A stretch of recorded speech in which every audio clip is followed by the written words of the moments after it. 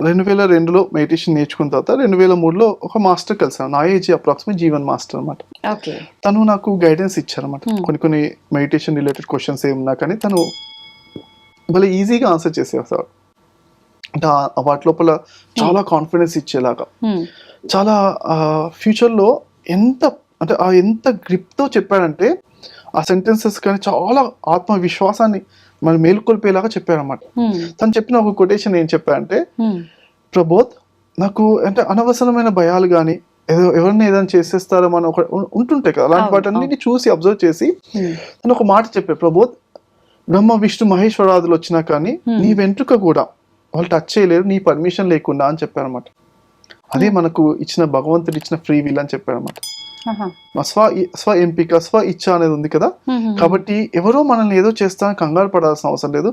మనమంతా కూడా మన జీవితానికి మనమే సృష్టికర్తలం. You create your own reality. Okay, యద్భావం తద్భవతి అని ఉంది కదా, మన భగవద్గీతలో కూడా చెప్పారు కదా. అలానే మనం జీవితాన్ని ఎప్పుడు కూడా మనము మన భావనల ద్వారా మనం క్రియేట్ చేసుకుంటున్నాము. భావనలు అంటే మన ఎమోషన్స్ అన్నమాట. సో ఎమోషన్స్ అంటే మనం ఎప్పుడు హ్యాపీగా ఉంటే హ్యాపీ లైఫ్ ని క్రియేట్ చేసుకుంటున్నాం.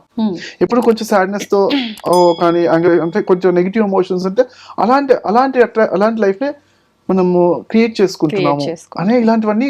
కాబట్టి మన జీవితం మన చేతుల్లోనే ఉంది. ఇలాంటి ఎంతో కాన్ఫిడెన్స్ ఇచ్చేవి చెప్పారన్నమాట. మన పర్మిషన్ లేకుండా మన జీవితంలో ఏది కూడా జరగదు. అవన్నీ మనమే ఇస్తున్నాం. అన్ని జాగ్రత్తగా మనం చెక్ చేసుకుని ఎలాంటి పర్మిషన్స్ ఇస్తున్నావు నువ్వు. ఓకే, మనం హ్యాపీనెస్ ఎప్పుడు ఉంటూ ఉంటే అలాంటివి క్రియేట్ చేయాలి కదా, అలాంటి క్రియేట్ అవుతున్నాయి. కాబట్టి ఇవన్నీ ఫార్ములాస్ ఆయన చెప్పారన్నమాట.